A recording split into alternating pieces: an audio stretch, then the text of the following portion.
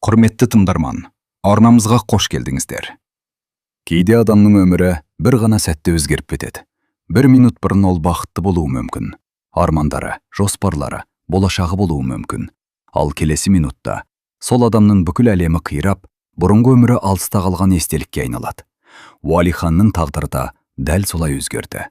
Бірнеше жыл бұрын ол мүлде басқа адам еді. Жасы 32-де, өз еңбегімен үлкен компания құрған, ақылды, еңбекқор, алға қойған мақсатына жететін жігіт болатын. Оны көрген адамдардың бәрі Уалиханның жолы болды. Оның өмірінде бәрі бар дейтін. Бірақ адамдар сыртқы көріністі ғана көретін. Олар оның түн ішінде жалғыз отырып, әкесінің ескі сағатын ұстап, өткен күндерді еске алатынын білмейтін. Олар оның ең үлкен байлығы ақша емес, отбасы мен сүйген адам екенін білмейтін. Уалихан өмірді жақсы көретін. Ол тауға шығатын, жаңа жерлерді аралайтын, достармен күлетін. Оның ең үлкен арманы өз отбасын құрып, тыныш әрі бақытты өмір сүру еді. Бірақ тағдырдың адамға дайындаған сынағын ешкім білмейді. Сол күні жаңбыр жауып тұрған, қала көшелері су болып, адамдар үйлеріне асығып бара жатқан. Уалихан көлігін жүргізіп келе жатқан. Телефонына бір хабарлама келді. Ол бір сәтке ғана экранға қарады. Бір ғана секунд. Бірақ кейде адамның бүкіл өмірін өзгертуге бір секунд жеткілікті. Көлік басқаруы қиындап кетті. Көз алдында жарық пайда болды. Содан кейін қараңғылық. Уалихан ауруханада көзін ашқанда, бірінші сезгені ауыр тыныштық болды. Ол қозғалайын деді, бірақ денесі оған бағынбады. Аяғымды сезбей тұрмын. Бұл сөзді айтқанда оның даусы дірілдеп шықты. Дәрігер үнсіз қалды. Кейбір сөздерді айту қиын болады. Өйткені кейбір шындық адамның жүрегін бірден жарылайды. Уалихан мырза, апат салдарынан омыртқаңыз қатты зақымданған.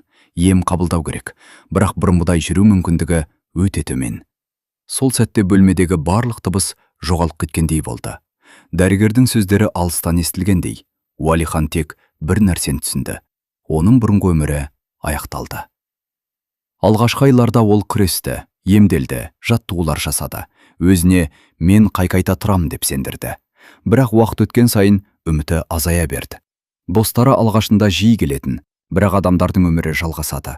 Біреудің қайғысы екіншісінің күнделікті тіршілігін тоқтатпайды. Біртіндеп бәрі алыстай бастады.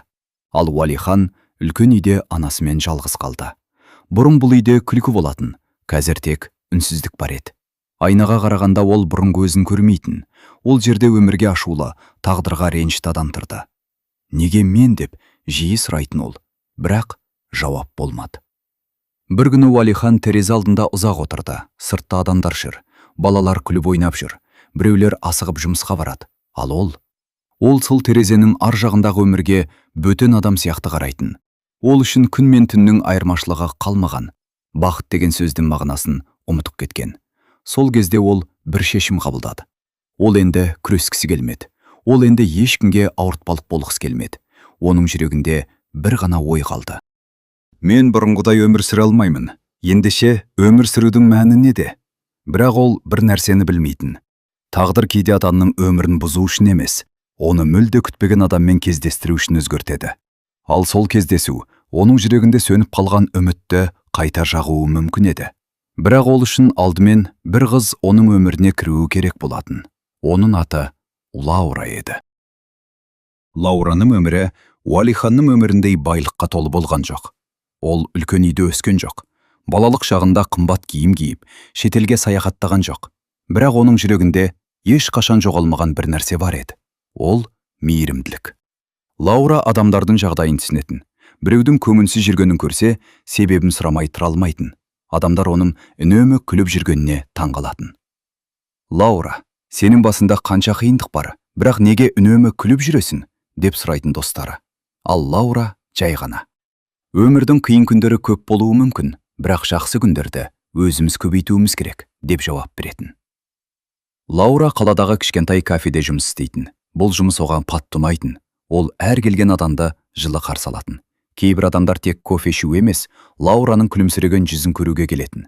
Бірақ бір күні кафе иесі бәрін жинап, өкінішке қарай біз жабылуға мәжбүрміз.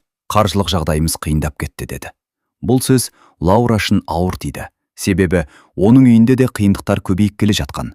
Анасының денсаулығы сыр беріп жүрген. Үйдің шығыны бар, ал енді оның тұрақты жұмысы да жоқ. Сол күні кешке Лаура бөлмесінде үнсіз отырды. Қолында ескі дәптері бар еді. Ол бала кезінен армандарын жазып жүретін. Дәптерінің бірінші бетінде «Қандай жағдай болса да, жақсы адам болып қал» деген сөзі жазылған. Лаура сол сөзге қарап керең дем алды. «Мен берілуіме болмайды», деді ол өзіне. Келесі күні ол жұмыс іздеуге шықты. Көп жерге барды, бірақ ешкім тұрақты жұмыс ұсынбады. Ол барған жерлеріне нөмірін қалдырып жүрді. Кешке қарай телефонына бейтаныс нөмірден қоңырау келді. «Сіз Лаурасыз ба?» «Иә, сізге бір жұмыс туралы хабарласқан едім. Бізге үй жағдайында көмекші керек». «Қандай жұмыс?» «Бір адамға күтім жасау керек. Үйде келіп жұмыс істейсіз. Жалақысы жақсы». Лаура ойланып қалды. Кімге күтім жасау керек? Телефонның ар жағындағы әйел бір сәт үнсіз қалды. Оның аты Уалихан. Келесі күні Лаура үлкен үйдің алдына келді. Үй өте әдемі еді, бірақ сыртқы сұлулығының артында бір түрлі мұң бар сияқты көрінді. Лаура есікті қақты. Бірнеше секундтан кейін есікті орта жастағы әйел ашты. Ол Уалиханның анасы еді. Әйелдің жүзінен шаршау байқалды, бірақ көзінде баласына деген үлкен алаң бар болатын. «Сіз Лаурасыз ба?» «Иә, мен жұмыс туралы келген едім». Әйел жылы қарсы алды. «Кіріңіз, менің атым Гүлмира». Лаура үйдің ішіне кіргенде бәрі тым-тыныш екенін байқады. Үлкен үй, қымбат жиһаз, бірақ ешқандай жылулық сезілмейді. Суреттерде бұрынғы бақытты отбасы көрінеді, ал қазір бұл үйде тек үнсіздік қалған. Гүлмира шай құйып отырып: «Мен сізден көп нәрсе күтпеймін, тек Уалиханға адап сияқты қарасаңыз болды», деді. Лаура таңғалды. «Неге олай айтып тұрсыз?» Гүлмираның көзіне жас толды. Себебі ол бұрынғыдай емес. Ол бір кезде өте көңілді, өмірді жақсы көретін адам еді. Ал қазір өз бөлмесінен де сирек шығады. Ешкімді тыңдамайды, ешкімге сенбейді. Лаура үндемей тыңдап отырды. «Мен сізге бір нәрсе айтқым келеді», деді Гүлмира ақырын. «Не туралы?» «Уалихан сізді бірден қабылдамауы мүмкін. Оның мінезі ауыр, ашулануы мүмкін. Сізді жұмыстан кетіргісі келуі де мүмкін». Лаура күлімсіреді. «Мен қиын адамдардан қорықпаймын». Гүлмира оған қарады. «Неге?» Лаура жай ғана. «Өйткені кейде адамның жаман мінезінің артында үлкен қайғы жатады». Сол сәтте екеуі білмеді. Осы қарапайым қыздың бір күні Уалиханның бүкіл әлемін өзгертетінін, ал Уалихан болса, оның өміріне қайтадан үміт кіретінін әлі түсінбеген еді. Лаура Гүлмира ханыммен сөйлесіп болған соң, үйдің екінші қабатына көтерілді. Әр басқан қадамы сайын жүрегі бір түрлі соғып тұрды. Бұл жай ғана жұмыс емес екенін ол сезді. Кейде адамның өміріне кіретін кейбір есіктердің ар жағында не тұрғанын ешкім білмейді. Бірақ сол есікті ашқан сәттен бастап тағдырым өзгеріп кетуі мүмкін. Лаура дәлізбен жүріп келе жатып, қабырғадағы суреттерге көз түсті. Суреттердің бірінде жас Уалихан тұр екен. Ол күліп тұрды, жанында достары. Тағы бір суретте тауда тұр, көзінде қуаныш бар. Ол суреттегі адамның қазіргі бөлмеде отырған адамға ұқсамайтыны анық еді. Лаура іштей: «Қалайша адам осылай өзгеріп кетеді екен» деп ойлады. Ол есіктің алдына келді. Гүлмира ханымның сөзі есіне түсті. «Ол сізді қабылдамауы мүмкін, ашулануы мүмкін». Лаура терең дем алды. Сосын есікті ақырын қақты. Іштен жауап болмады. Тағы бір рет қақты. «Кіріңіз» деген суық дауыс естілді. Лаура есікті ашты. Бөлмеше қараңғылау еді. Перделер жабық. Үстел үстінде кітаптар жатыр. Терезе алдында мүгедектер арбасында Уалихан отыр. Ол сыртқа қарап отырған. Лаура кіргенін байқаса да артына бұрылмады. «Мен Лаурамын. Бүгіннен бастап сізге көмектесетін адаммын». Үнсіздік. Бірнеше секунд өтті. Сосын Уалихан жай ғана: «Мен сізге көмек сұраған жоқпын». Лаура оның даусынан ашуды емес, шаршауды сезді. «Білемін. Онда неге келдіңіз?» «Себебі бұл жұмыс маған керек». Уалихан алғаш рет оған қарады. Оның көз қарасы суық еді. «Ақша үшін келген екенсіз?» Бұл сөз Лаураға ауыр тиді, бірақ ол білдірмеді. «Иә, маған ақша керек, бірақ мен тек ақша үшін жұмыс істемеймін». Уалихан күліп жіберді, бірақ ол күлкіде қуаныш жоқ еді. «Барлығы солай» дейді. «Нені?» «Мен сізге көмектескім келеді, сізді түсінем» дейді. Бірақ біраз уақыттан кейін бәрі шаршайды. Лаура үнсіз қалды. Өйткені оның сөздерінде шындық бар еді. Көп адам ұзақ уақыт бойы қайғыға батқан адамның жанында қала алмайды. Бірақ Лаураның бір қасиеті бар еді. Ол адамның сыртқы мінезіне емес, ішкі жарасына қарайтын. Мен сіздің өмірімізді өзгерте аламын деп айтпаймын, деді ол, жай ғана. Уалихан таңғалып қарады. Онда не істей аласыз? Кек сізге күн сайын бір адамның бар екенін сезіндіре аламын. Бөлмеде үнсіздік орнады. Уалихан бұл сөзді күтпеген еді. Өйткені соңғы уақытта адамдар оған аяушылықпен қарайтын, ал Лаура оған аянышты адам сияқты қарамады. Бірнеше минуттан кейін Уалихан: сіз қанша уақытқа қаласыз? Білмеймін. Көп адам бір аптадан артық шыдамайды. Лаура оған қарап: мүмкін мен де шыдамайтын шығармын. Уалихан қабағын көтерді. Сонда неге осынша сенімді сөйлейсіз?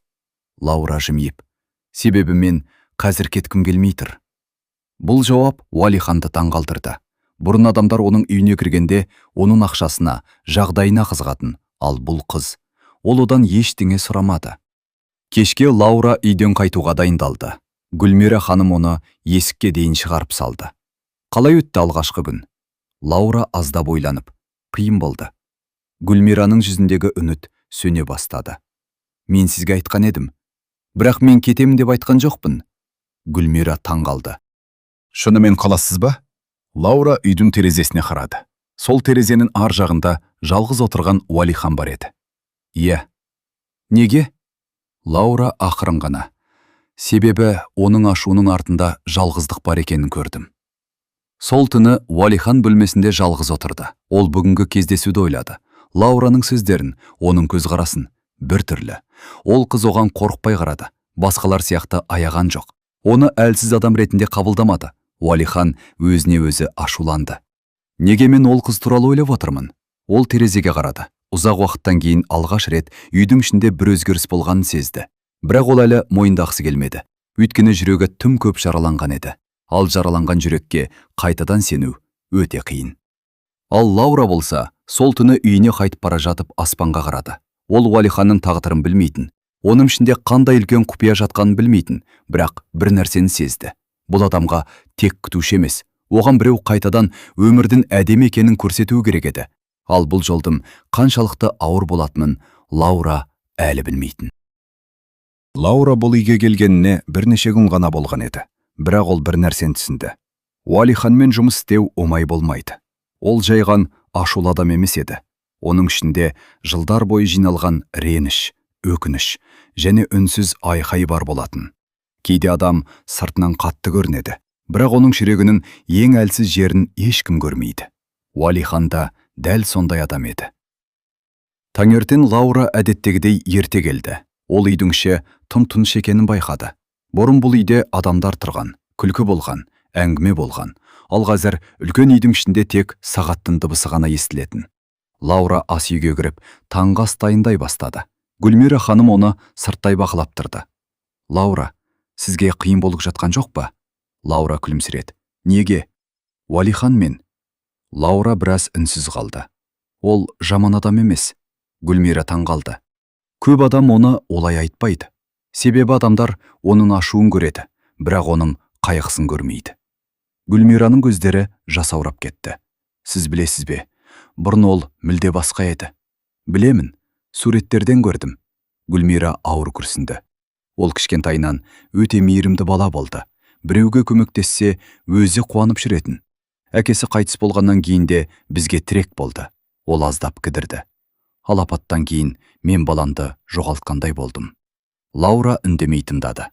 Ол тірі. Бірақ бұрынғы Уалихан жоқ. Бұл сөз Лаураның жүрегіне тиді. Лаура таңғы асты Уалиханның бөлмесіне апарды. Есікті қақты. Кіріңіз. Ол ішке кірді. Уалихан кітап оқып отыр екен. Таңғы асымызды әкелдім. Мен сұраған жоқпын. Білемін. Онда неге әкелдіңіз? Лаура сабырмен. Себебі адамның сұрауын күтсеміз, кейбір нәрселер ешқашан жасалмай қалады. Уалихан оған қарады. Сіз әрқашан осылай сөйлейсіз бе? Қалай? Бәрін білетін адам сияқты. Лаура күлімсіреді.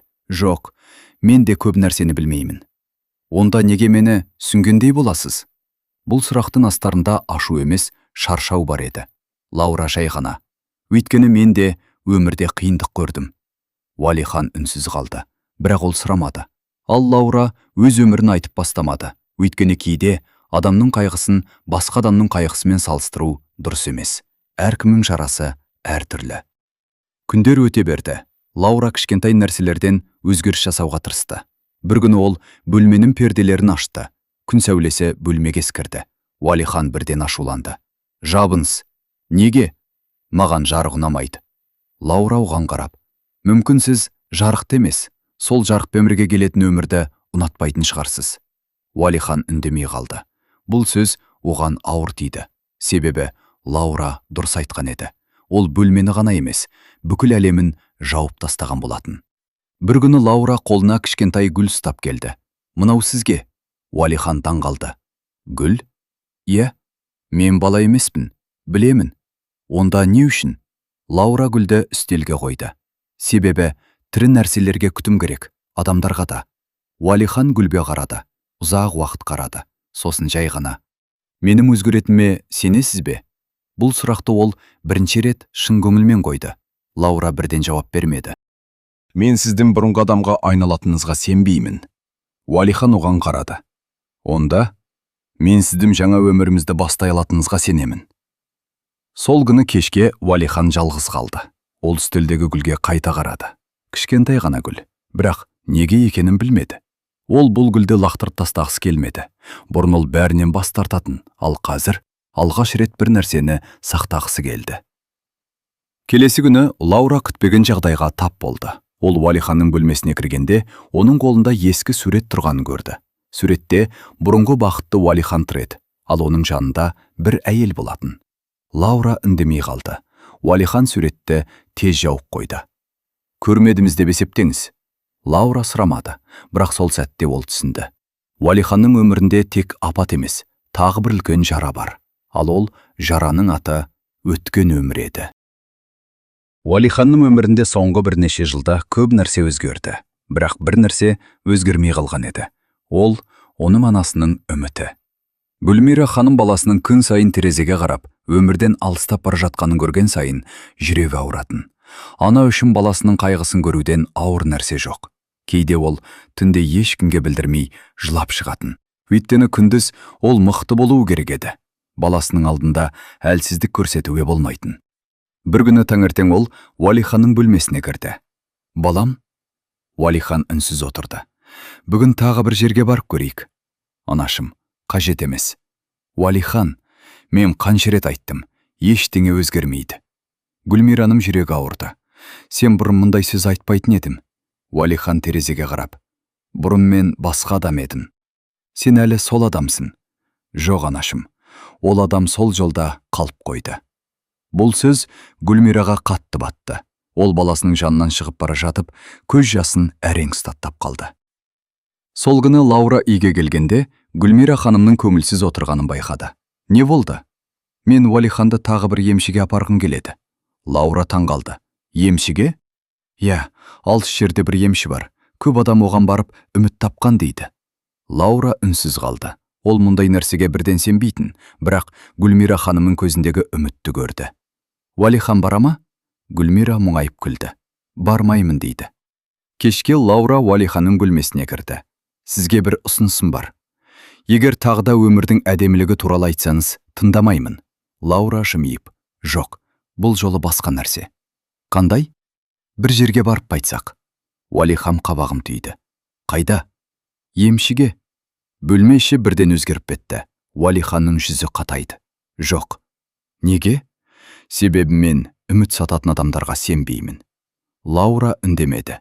Ол оның неге ашуланғанын түсінді. Себебі үміттеніп, кейін қайта құлаған адам үшін жаңа үміттен қорқынышты нәрсе жоқ. Мен сізді бір күнде жүріп кетеді деп ойламаймын, деді Лаура. Уалихан оған қарады. Онда не үшін баруым керек? Себебі сіз әлде тырысып көрмеген нәрселер бар. Уалихан күлді. Сіз шынымен берілмейді екенсіз. Дұрыс байқадыңыз. Бірнеше күннен кейін олар жолға шықты. Бұл Уалиханның үйден шыққанына көп уақыт болған еді. Көлік терезесінен қарап отырған ол үнсіз еді. Ал Лаура жол бойындағы көріністерге қарап қуанып отырды. Қараңызшы, анау таулар қандай әдемі? Уалихан қарамады. Мен күнде сондай нәрселерді көре алмаймын. Лаура ақырын: "Бірақ көре аласыз?" Ол жауап бермеді, бірақ ішінен бұл сөзді естіді. Емші ауылдың шетінде тұратын қарт кісі еді. Үйі қарапайым, бірақ айналасы өте тыныш болатын. Емші Уалиханды көргенде көп сұрақ қоймады, тек ұзақ қарап тұрды. "Денең емес, жүрегің шаршаған екен, балам." Бұл сөз Уалиханды ойландырып жіберді. Өйткені ол адамдардың бәрі оның денесі туралы айтатын, ал бұл адам оның ішкі жанын көргендей болды. Емдеу бірнеше күнге созылды, арнайы жаттығулар жасалды. Күн сайын таңертең таза ауада уақыт өткізді. Алғашқы күндері Уалихан ештеңеге сенбеді, бірақ Лаура оның әр кішкентай өзгерісін байқап жүрді. Бір күні ол: "Бүгін сіз сыртта 10 минутқа көп отырдыңыз", деді.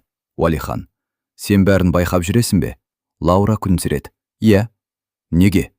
"Себебі адамдар үлкен өзгерістерді күтеді, ал шын өзгеріс кішкентай қадамдардан басталады." Сол күндердің бірінде Уалихан алғаш рет Лаураға өзінің өткен өмір туралы айтты. "Мен бұрын өте бақытты едім." Лаура үнсіз тыңдады. "Мен бәрін жоғалттым деп ойлаймын." "Бәрін емес." Уалихан оған қарады. "Нені жоғалтпадым?" Лаура ақырын айтты. "Сіз әлі сезе аласыз, ашулана аласыз, қайғыра аласыз. Демек, жүрегіміз әлі тірі." Уалихан бұл сөзге жауап бермеді, бірақ сол түні ол ұзақ уақыттан кейін бірінші рет терезені өзі ашты. Таза ауаны сезінді, аспанға қарады, және ішінен бір кішкентай ғана ой пайда болды. Мүмкін бәрі әлі біткен жоқ шығар. Ал Лаура алыстан қарап тұрды. Ол Уалиханның біртіндеп өзгеріп келе жатқанын сезді, бірақ ол әлі білмейтін бір шындық бар еді. Уалиханның жүрегінде үміт қайта жанғанымен, оның ішінде ешкімге айтпаған үлкен құпиясы бар болатын, және сол құпия бір күні Лаураның жүрегін жаралайтын еді. Емнен қайтқаннан кейін үйдің ішіндегі ауа да өзгергендей болды. Өзгеріс үлкен емес еді. Оны сырт көз бірден байқамас еді, бірақ Гүлмира ханым байқап жүрді. Бұрын Уалихан таңертең оянған соң бірден терезенің пердесін жауып қоятын, енді кейде оны ашық қалдыратын. Бұрын таңғы асқа қол тигізбейтін, енді аздап болса да ішетін. Ал Лаура ештеңе сұрамайтын, өйткені ол адамның өзгерісін сөзбен емес, іспен бағалайтын. Таңертең Лаура ас үйде қимақ пісіріп жатты. Үйге жаңа піскен нанның иісі тарады. Гүлмира күлімдеп: "Үйімізде мұндай иіс көптен бері болмаған екен", деді. Сол сәтте дәлізден мүгедектер арбасының дыбысы естілді. Лаура артына бұрылып қарады. Уалихан үнсіз келіп тоқтады. "Не болып жатыр?" деді ол. "Таңғы ас. Үйге нанның иісі шығып кетіпті. Ұнамай ма?" "Жоқ." Аздап үнсіздіктен кейін: "Керісінше, ұмытып қалыппын." Лаура түсінбей қарады. "Нені?" "Үйдің осындай иісі болатынын." Гүлмира сырт айналып кетті. Көзіндегі жасты көрсеткісі келмеді. Тамақ үстінде ұзақ үнсіздік орнады. Лаура әңгімені өзі бастады. "Сіз мектепте қандай оқушы болдыңыз?" Уалихан таңырқап қарады. "Оны не үшін сұрап отырсың?" "Жай, білгім келеді." "Бұзық." "Сенбеймін." "Шынымен?" "Жоқ." "Неге?" "Өйткені сіз қазірдің өзінде бәрін бақылап отырасыз. Мектепте де сондай болған шығарсыз." Уалихан еріксіз жымиды. "Сен адамдарды тез оқиды екенсің." "Кейде ғана." "Жоқ." Бірінші рет оның даусында ашу емес, жай әңгімелесуі деген ықылас сезілді. Күн сайын Лаура оны үйдің ауласына шығаратын болды. Алғашында 5 минут, кейін 10 минут. Бір күні жаңбырдан кейінгі таза ауада екеуі үнсіз отырды. Жерден шыққан дымқыл иісі аңқып тұр. Ағаштардың жапырағынан су тамшылап жатыр. Лаура аспанға қарап: "Кейде жаңбырдан кейін дүние бұрынғыдан да әдем болып кетеді", деді. Уалихан төмен қарап отырды. "Кейбір дүниелер жаңбырдан кейін қалпына келеді, бірақ кейбірі келмейді." "Сіз өзіңіз туралы айтып тұрсыз ба?" Ол жауап бермеді. Ұзақ уақыт өтті, сосын ақырын ғана: "Мен апат болған күнде есіме аламын. Егер сол күні басқа жолмен жүргенімде, егер 5 минут кеш шыққанымда, мүмкін бәрі басқаша болар ма еді?" Лаура оның сөзін бөлмеді. Өйткені кейде адамға кеңес емес, тыңдайтын біреу ғана керек. Бірнеше минуттан кейін ол жай ғана: "Өткенді өзгерте алмаймыз, бірақ өткен өміріміздің қалған бөлігін қалай өткізетінімізді өзгерте аламыз." Уалихан оған қарап қалды. Ол қыздың сөздері өте қарапайым еді, бірақ сол қарапайым сөздер оның жан дүниесінің ең терең жеріне жетіп жатты. Кешке қарай Уалихан кітап оқып отырды. Кенет сырттан Лаураның күлген даусы естілді. Ол бағбан атаға көмектесіп жүр екен. Қатты күліп жіберді. Уалихан еріксіз терезеге қарады. Қалай ғана осынша қиындық көріп жүріп, осылай күле алады? Ол түсінбеді. Бірақ алғаш рет сол күлгіні тағы да естігісі келді. Ал Лаура оның өзіне қарап тұрғанын байқамады. Ол жай ғана өмір сүріп жүрді. Бірақ дәл сол табиғилығы Уалиханның мұз болып қатқан жүрегіне алғашқы жарықты түсіре бастаған еді. Күздің алғашқы салқыны сезіле бастаған. Үйдің алдындағы үйеңкі ағаштарының жапырақтары сарғайып, бірінен соң бірі жерге баяу қонып жатты. Лаура таңертең аулаға шыққанда салқын самал бетін сипап өтті. Ол көзін жұмып, терең тыныс алды. Осындай ауаны иіскеген қандай жақсы. Осы кезде арт жағынан арбаның дөңгелегі сықырлап естілді. Уалихан. Соңғы күндері ол бөлмесінен жиірек шығатын болды. Ешкімге білдірмесе де, Лаураның күн сайын сыртқа алып шығатынын күтіп жүретін, бірақ оны мойындамайтын. «Бүгін қайда апарасың?» деді ол салқын үнмен. Лаура бұрылып күлді. «Қараңызшы». «Неге?» «Мен сіздің өзіңіз сұрап тұрғаныңызға қуанып тұрмын». Уалихан үндемей қалды. Шынында да, бұрын ол ешқайда шыққысы келмейтін, ал қазір күн сайын Лаураның жаңа бір нәрсе ойлап табатынын іштей күтетін. Лаура оны үйдің артындағы баққа алып келді. Бұл баққа соңғы бірнеше жылда ешкім қарамаған сияқты. Гүлдердің көбі құрап қалған, бұталар өсіп кеткен.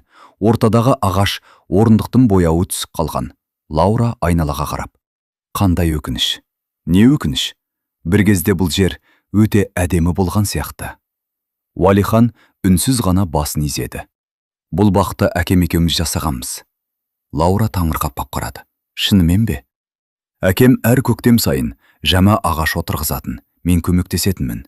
Ол бір сәтке тоқтап қалды. «Әкем қайтыс болғаннан кейін анам бұл жерге ұзақ уақыт келе алмады. Ал апаттан кейін мен де келмедім». Лаура ештеңе демеді, бірақ оның жүрегі шымете қалды. Бұл бақта Уалихан сияқты екен. Кезінде жайғалып тұрған, кейін қараусыз қалған. «Бір нәрсе істейікші», деді Лаура. «Не?» «Мына гүлдерді қайта отырғызайық». Уалихан күліп жіберді. «Мен бе?» «Иә». «Қалай?» «Айтасыз, мен істеймін, сіз басшылық етесіз». Уалихан басын шайқады. «Мағынасы жоқ». «Неге? Бәрібір құрақ қалады». Лаура жерге түскен бір жапырақты қолын алды. «Адамда бір күні кетеді, бірақ сол үшін өмір сүрмей қою керек пе?» Уалихан үндемей қалды. Ол бұл қыздың әр сөзінен қашқысы келетін, бірақ қаша алмайтын. Өйткені Лаура оның ең ауыр жеріне дәл тиетін. Бір сағаттан кейін бақтың түрі аздап өзгерген еді. Лаураның беті топыраққа былғанып біткен. Шашынан бірнеше жапырақ ілініп қалыпты. Уалихан еріксіз қарап отырып қалды. «Не болды?» деді Лаура. «Ештеңе». «Бірдеңе айтқыңыз келіп тұр». «Жоқ». «Айтыңыз». Уалихан алғаш рет еркін жымиды. «Бетіңе топырақ жағып алыпсың». Лаура қолмен сүртейін деп еді, қайтадан басқа жеріне жағып алды. Уалихан еріксіз күліп жіберді. Қатты емес, бірақ шынайы күлді. Ол күлген бойда өзі де тоқтап қалды. Лаура қозғалыссыз қарап тұр. «Не болды?» деді Уалихан. Лаураның көзіне жас келіп қалыпты. «Ештеңе». «Онда неге жылап тұрсың?»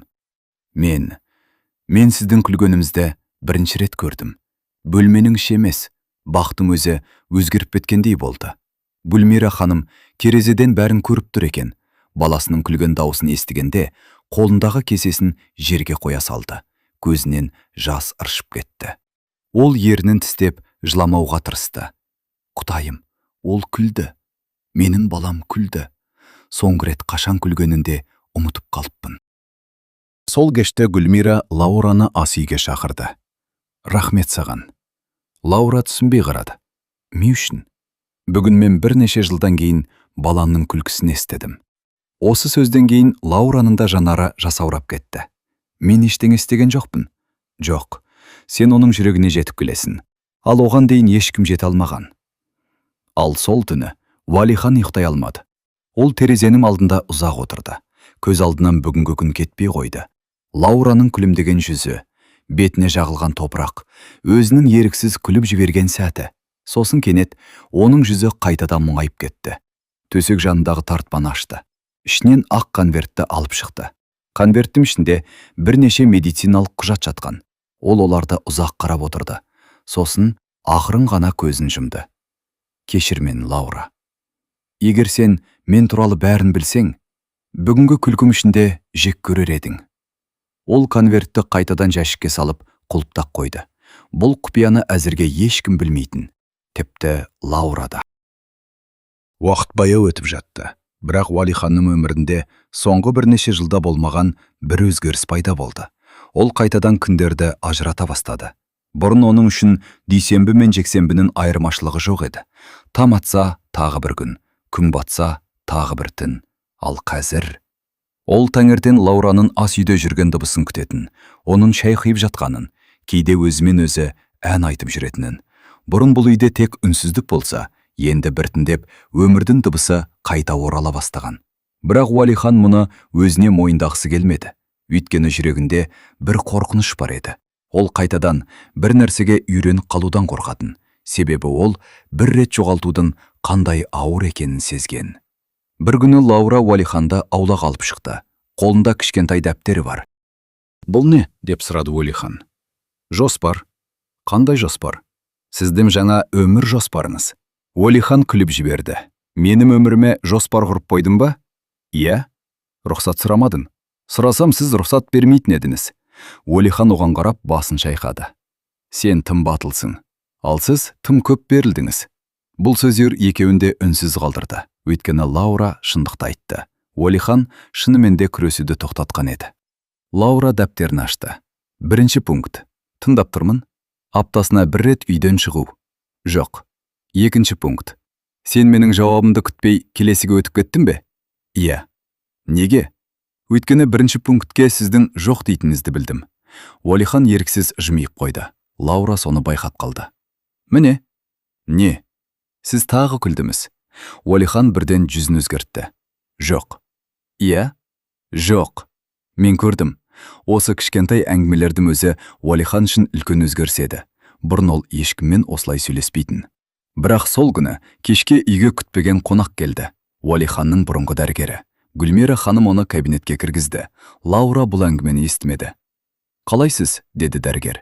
Уәлихан үнсіз отырды. «Өзгеріс бар ма?» «Бар». Дәрігер таң қалды. «Шынымен бе?»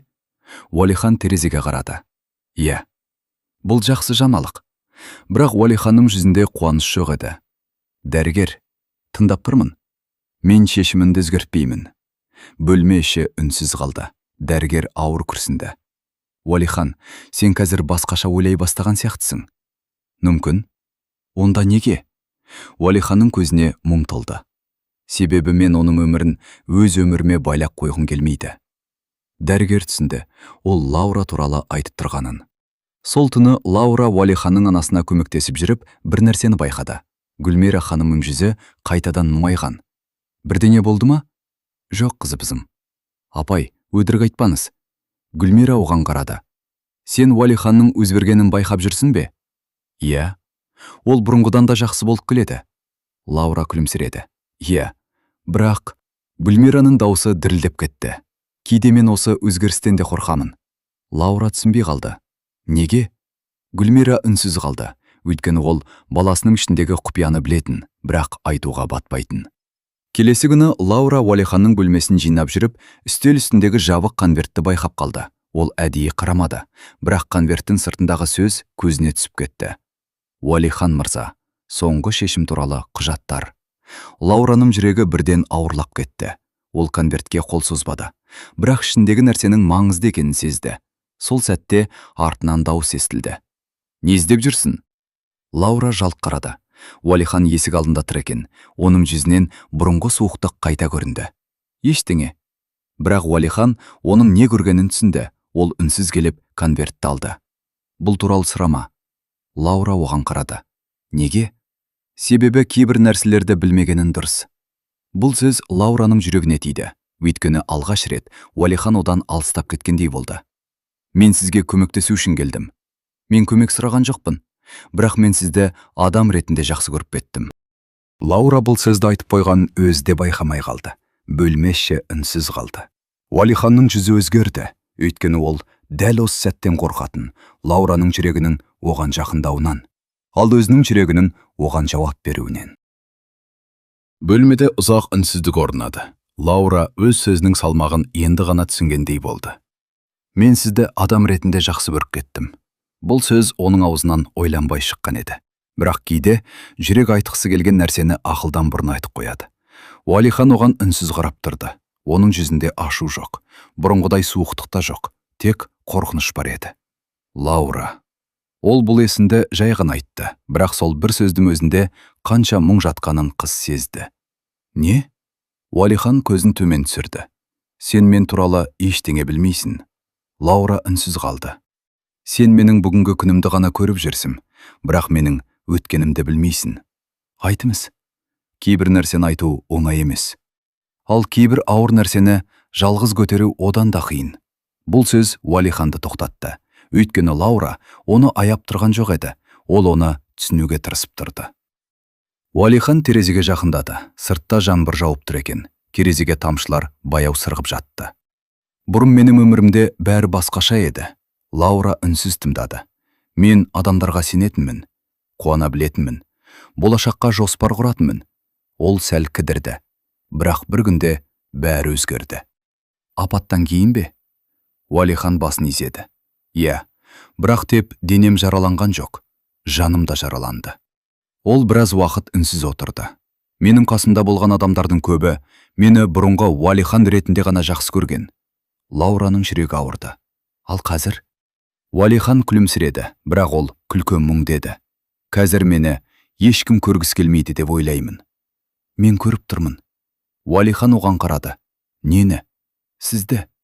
Бұл қарапайым сөз еді, бірақ Уәлихан үшін өте маңызды болды. Себебі соңғы жылдары адамдар оның жағдайына қарады, арбасына қарады, ауруына қарады, ал Лаура оның өзіне қарады. Сол түні Лаура үйіне қайтпады. Ол аулада ұзақ отырды. Оның жүрегінде қуаныш пен мұң аралас еді. Ол Уәлиханның оған жақын екенін сезетін, бірақ оның арасында үлкен қабырға барында түсінетін. Ол қабырғаның аты қорқыныш еді. Келесі күндері Уәлихан Лаурадан аздап алыстай бастады. Ол бұрынғыдай сөйлеспейтін, қайтадан өз бөлмесінде көп отыратын болды. Лаура оны түсінді. Ол қашып жүрген жоқ, ол өз сезімнен қорқып жүр. Бірақ Лаура да үнсіз қалмады. Бір күні ол Уәлиханға: «Неге менен қашып жүрсіз?» «Мен қашып жүрген жоқпын». «Онда неге бұрынғыдай сөйлеспейсіз?» Уәлихан жауап бермеді. «Мен сізге қиындық әкелемін деп қорқасыз ба?» Ол үнсіз қалды. Бұл жауаптың өзі жеткілікті еді. Лаураның көздеріне жас келді. Уәлихан. Не? Кейде адамды жоғалтып алудан қорқып, оны алыстатып жібереді. Бұл сөз оның жүрегіне тиді. Сол күні кешке Гүлмира ханым Лаурамен сөйлесті. Қызым? Иә? Сен Уәлиханға бауыр басып қалдың ба? Лаура үндемеді. Кейде жауап бермеу ең анық жауап. Гүлмираның көзінен жас шықты. Мен сенің оған жақсы әсер еткеніңді көріп жүрмін. Бірақ оның жүрегінде шешілмеген мәселе бар. Лаура төмен қарады. Мен оны өзгерту үшін келген жоқпын. Онда не үшін? Лаура ақырын айтты. Оның өзін қайта табуына көмектесу үшін. Бірнеше күннен кейін Лаура Уәлиханды ерекше жерге апаруды шешті. Қайда барамыз? Деді Уәлихан. Сізге ұнайтын жерге. Менің ұнататын жерім жоқ. Бар. Қайдан білесің? Суреттерден. Уәлихан таң қалды. Ол оның бұрынғы суреттерін көргенін түсінді. Олар жүргізушімен қала сыртындағы көлге барды. Бұл Уәлиханның апатқа дейін жиі келетін жер еді. Ол судың бетіне ұзақ қарады. Мен бұл жерге соңғы рет 5 жыл бұрын келгенмін. Неге қайтпадыңыз? Себебі ол күндерді еске түсіргім келмеді. Лаура ақырын. Мүмкін өткенді ұмыту керек емес шығар. Онда онымен өмір сүруді үйрену керек шығар. Уәлихан үнсіз қалды. Сосын алғаш рет. Лаура. Иә? Сен мені бақытты етіп жібердің. Лаураның жүрегі дір ете қалды, бірақ Уәлиханның келесі сөзі оны ауыртты. Сол үшінде мен саған бір күні ауыртпалық болып қалғым келмейді. Лаура оның жүзіне қарады. Ол сол сәтте түсінді. Уәлиханның ішінде әлі де ешкім білмейтін шешім бар. Ал ол шешім екеуінің тағдырын өзгертетін еді. Көл жағасында ұзақ уақыт үнсіздік орнады. Кейде адамдардың арасында ең терең әңгімелер сөзсіз айтылады. Тек бір адамның жанында тыныш отырудың өзі жеткілікті болады. Уалихан су бетіне қарап отырды, ал Лаура оның жүзінен бір нәрсені іздегендей үнсіз бақылап тұрды.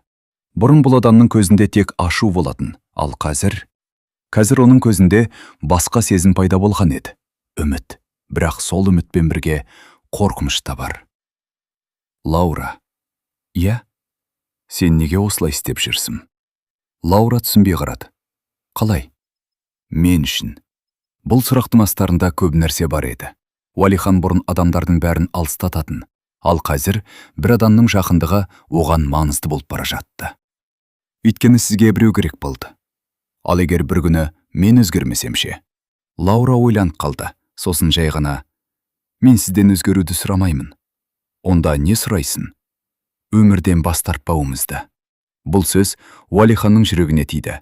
Өйткені дәл осы нәрсемен ол күн сайын күресіп жүрген. Үйге қайтқан жолда екеуі көп сөйлеспеді, бірақ бұрынғы үнсіздіктен айырмашылығы бар еді. Бұрын Уалиханның үнсіздігі қабырға болатын, ал қазір ол үнсіздік ойлану еді. Келесі күндері Лаура кішкентай өзгерістер енгізе бастады. Ол Уалиханға бұрынғы өмірін еске түсіретін нәрселерді қайтаруға тырысты. Бір күні ол: сіз музыка тыңдайсыз ба? Бұрын тыңдайтынмын. Ал қазір? Қазір ештеңе қызық емес. Лаура ескі күйтабақты тауып алды. Бұл не? Уалихан таңырқап барады. Әкемнің сүйікті әні. Ол үнсіз қалды. Лаура оны қоспақ болғанда: тоқта. Қыз қолын тоқтатты. Кешіріңіз. Бірақ бірнеше секундтан кейін Уалихан: жоқ, қос. Бұл кішкентай ғана сөз еді, бірақ Лаура үшін үлкен жеңіс болды. Музыка ойнай бастады. Бөлменің ішінде баяу әуен тарады. Уалихан көзін жұмды. Ол көттен бері ұмытқан сезінді. Естелік. Сол кеште Гүлмира ханым баласының бөлмесіне кірді. Ол таңғалып қалды. Өйткені Уалихан керезе алдында отыр екен, ал бөлмеде музыка ойнап тұр. Балам? Уалихан артына қарады. Иә? Анасы оның жүзінен бұрынғы баласын көргендей болды. Ештеңе. Гүлмира жымиып қойды, бірақ көзінен жас шақты. Сенің қайтадан музыка тыңдай бастағаныңды көп күттім. Уалихан төмен қарады. Мен де күтпедім. Нені? Өзімнің қайтадан бір нәрсе сезе бастайтынымды. Бірақ дәл сол уақытта Уалиханның ішінде ауыр ой күресіп жатты. Ол Лаураға жақындаған сайын қорқатын. Себебі ол қыз оған қайтадан өмірдің дәмін сездірді. Ал адам үміттене бастағанда жоғалту одадан да ауыр болады. Сол түні ол тағы да сол құжаттарды алды. Ұзақ қарады. Оның қолы дірілдеп тұрды. Ол шешімін баяғыда қабылдаған еді, бірақ қазір бәрі өзгергендей. Келесі күні Лаура Уалиханның көңілсіз екенін байқады. Не болды? Ештеңе. Сіз өтірік айтуды үйреніп алдыңыз ба? Уалихан оған қарады. Неге? Өйткені бұрын сіз үндемей қалатын едіңіз, ал қазір үндемей тұрып, ішіңізде мың ойымен күресіп отырасыз. Уалихан алғаш рет оның қаншалықты байқампаз екенін түсінді. Сен бәрін байқайды екенсің. Иә, бұл жақсы қасиет емес. Неге? Себебі адамдардың ауырған жерін көресің. Лаура ақырын күлді. Мүмкін, бірақ кейде адамның ауырған жерін көре білу оны емдеудің алғашқы қадамы шығар. Сол күні кешке Уалихан Лаураны шақырды. Отыр. Лаура оның даусынан бір түрлі өзгеріс байқады. Не болды? Уалихан біраз үнсіз отырды. Сосын: мен саған бір нәрсе айтқым келеді. Лаураның жүрегі қатты соқты. Тыңдап тұрмын. Уалихан терең тыныс алды. Сен менің өміріме келгеннен кейін көп нәрсе өзгерді. Бірақ ол тоқтап қалды. Лаура оның жалғасын күтті. Бірақ мен саған бәрін айта алмаймын. Неге? Уалихан көзін тайдырды. Себебі сен мені жек көріп кетуің мүмкін. Лаураның жүрегі ауырды. Мен сізді түсінуге тырысамын. Ал егер түсіне алмасам ше? Онда да тыңдаймын. Уалихан оған қарады, бірақ сол сәтте ол айта алмады. Ол дайын емес еді. Өйткені оның құпиясы тек оның өміріне емес, Лаураның жүрегіне де әсер ететінін білді. Ал Лаура сол түні бір нәрсені сезді. Уалихан оған жақындап келе жатты, бірақ сонымен бірге бір есікті мықтап жауып ұстап отыр. Ал сол есіктің артында олардың тағдырын өзгертетін шындық жасырын еді. Соңғы күндері Лаура бір нәрсені байқаған еді. Уалихан өзгеріп келе жатты. Ол әлде кейде тұйық болатын, әлде өткенін еске алып үнсіз қалатын. Бірақ бұрынғыдай өмірден толық бас тартпайтын. Ең бастысы, ол енді күлетін болды. Аз болса да, бірақ шын күлетін. Бір күні таңертең Лаура ерекше көңілді болып жүрді. Ол ас үйде шай дайындап жатып, бір әнді ақырын айтып жатты. Уалихан есік алдында біраз тұрып қалды. Бүгін көңіл күйім жақсы сияқты. Лаура бұрылып қарады. Иә. Неге? Себебі бүгін сізбен бір жерге барғымыз келеді. Уалихан күмәнмен қарады. Тағы да бір жоспар ма? Иә. Қайда? Лаура жымиып. Бұл жолы менің жоспарым емес. Онда кімнің? Сіздің? Уалихан таң қалды. Менің? Иә. Сіз бұрын не істегенді жақсы көрдіңіз? Ол ойланып қалды. Бұрын. Бұл сөз оған ауыр естілді. Себебі ол бұрынғы өмірін көптен бері еске алғысы келмейтін. Білмеймін. Лаура оған қарап. Өтірік. Уалихан күліп жіберді. Сен мені өтірікші деп тұрсың ба? Жоқ. Сіз өзімізді ұмытып қалған адамсыз деп тұрмын. Сол күні Лаура Уалиханды қалаға алып шықты. Олар бұрынғыдай қымбат жерге барған жоқ. Ешқандай сәнді мейрамхана емес. Кішкентай ғана ескі саябаққа барды. Бұл Уалихан үшін күтпеген еді. Осында не істейміз? Серуендейміз? Мен? Иә. Сен менің серуендей алмайтынымды білесің ғой. Лаура оған қарады. Сіз жүре алмасаңыз да өмір сүре аласыз. Бұл сөз Уалиханды үнсіз қалдырды.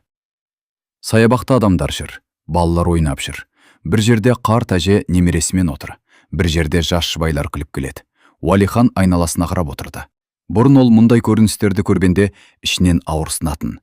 Неге мен емес деп ойлайтын. Ал бүгін ол тек қарап отырды. Және алғаш рет қызғаныш емес, тыныштық сезінді. Лаура екі балмұздақ алып келді. Біреуін оған ұсынды. Уалихан таңырқап. Мен балмұздақ жемеймін. Неге? Мен бала емеспін. Лаура күліп. Кейде ересектерге де бала сияқты қуану керек. Уалихан басын шайқады. Бірақ балмұздақты алды. Бір қасық жеп көрді. Лаура оған қарап күлімдеді. Не? Ештеңе. Айт. Сіз қазір 5 жылдан кейін бірінші рет қарапайым нәрсе істедіңіз. Қандай? Балмұздақ жедіңіз. Уалихан ойланып қалды. Шынымен де, соңғы жылдары ол қарапайым қуаныштарды ұмытып кеткен еді. Кешке күн бата бастағанда олар көл жағасына барды. Аспан қызарып тұрды. Лаура үнсіз қарап отырды. Әдемі екен. Уалихан оған қарады. Не? Сіз бұрын мұндай нәрселерді байқамайтын шығарсыз. Байқайтынмын. Қазір? Уалихан біраз үнсіз қалды. Қазір қайтадан байқап жүрмін. Лаураның жүрегі жылып кетті. Бір кезде Уалихан ақырын айтты. Лаура. Иә? Бүгін рахмет. Лаура жымиып. Не үшін? Мені үйден шығарғаным үшін емес. Онда? Мені өзіммен қайта кездестіргенің үшін. Бұл сөз Лаура үшін өте маңызды болды. Өйткені ол Уалиханның алғаш рет өзіне емес, өмірге алғыс айтып тұрғанын сезді. Сәтте жел соғып кетті. Лаураның шашы бетіне түсіп кетті. Уалихан оған қарап қалды. Бұрын ол бұл сезіммен қашатын, бірақ қазір мойындағысы келмесе де. Лаура оған жай ғана көмекші емес еді. Ол оның өміріндегі ең жарық адамға айналып бара жатты. Үйге қайтқанда Гүлмира ханым оларды есіктен қарсы алды. Баласының жүзін көріп, бірден түсінді. Сендер жақсы уақыт өткіздіңдер ме? Лаура күлімдеді. Иә. Ал Уалихан үнсіз ғана. Иә, анашым. Гүлмира осы екі сөзді естіп, көзін төмен түсірді. Өйткені оның баласы соңғы жылдары алғаш рет жақсы уақыт өткіздім деген еді. Бірақ сол түні Уалихан жалғыз қалғанда тағы да сол құжаттарды алды. Оның жүзі өзгерді. Бүгінгі күн қаншалықты әдемі болса да, оның ішінде әлі де бір шешім бар еді. Ал ол шешім Лаураны қатты жаралауы мүмкін еді. Уалихан көзін жұмып сыбырлады. Кешір мені. Сен маған өмірді қайта сыйладың. Бірақ мен саған уәде бере алмаймын. Саябақтан қайтқан күннен кейін бәрі өзгергендей болды. Ешкім бұл туралы ашық айтқан жоқ. Бірақ әрқайсысы іштей сезді. Лаура енді бұл үйге жұмысқа келген адамдай емес, отбасының бір мүшесіндей кіріп шығатын болды. Гүлмира ханым таңертең оның сүйікті бауырсағын пісіріп қоятын. Қызым, таңға ас ішпей кетпе деп, жылы жымиып қарсы алатын. Ал Уалихан, ол бұрынғыдай есігін тарс жауып алмайтын. Кейде Лаураның өзі келмей тұрбақ, бүгінгі жоспарың қандай деп сұрайтын. Лаура оның бұл сұрағын сыртқа шығармайтын қуанышпен қабылдайтын. Өйткені бірнеше апта бұрын бұл адам ештеңеге қызықпайтын. Ал қазір ол ертеңгі күнді күте бастаған еді. Сол күні кешке жаңбыр жауды. Үйдің шатырына тамған тамшылардың дыбысы бүкіл үйге таралып тұрды. Электр жарығы бір сәтке сөніп қалды. Гүлмира шам жағып күлімсіреп: "Осындай кештерде бұрын үшеуміз отырып шай ішетінбіз" деді. Лаура дастарханға шайнекті қойды. Уалихан үнсіз қарап отыр. Шамның жарығы оның жүзіне ерекше жылулық беріп тұрды. "Карта ойнаймыз ба?" деді Лаура кенет. Уалихан қабағын көтерді. "Мен жеңіліп қалсам ше? Онда маған бір сұрағыма шын жауап бересіз. Ал мен жеңсем, мен де кез келген сұрағыңызға өтірік айтпай жауап беремін." Гүлмира екеуіне қарап күліп жіберді. "Сендер балалар сияқтысыңдар." Бірінші ойында Лаура жеңілді. Уалихан сәл жымиып: "Ендеше айтшы, неге дәл осы жұмысқа келдің?" Лаура біраз ойланып қалды. "Шынын айтсам, алғашқы күні тек ақша үшін келдім." Уалиханның жүзі өзгермеді. "Бірақ бірнеше күннен кейін кеткім келмей қалды." "Неге?" Лаура терең дем алды. "Себебі сіздің көзімізді көрдім." "Көзімде не бар?" "Үнсіз көмек сұраған адамды көрдім." Уалихан басын төмен түсірді. Ол өмірінде талай адамның сөзіне сенбеген, бірақ Лаура өтірік айтып тұрған жоқ екенін сезді. Екінші ойында Уалихан жеңілді. Лаура күлімдеп қолын соқты. "Енді мен сұраймын." "Сұра. Сіз соңғы рет қашан бақытты болдыңыз?" Бөлмедегі күлкі бірден басылды. Гүлмира да үнсіз қалды.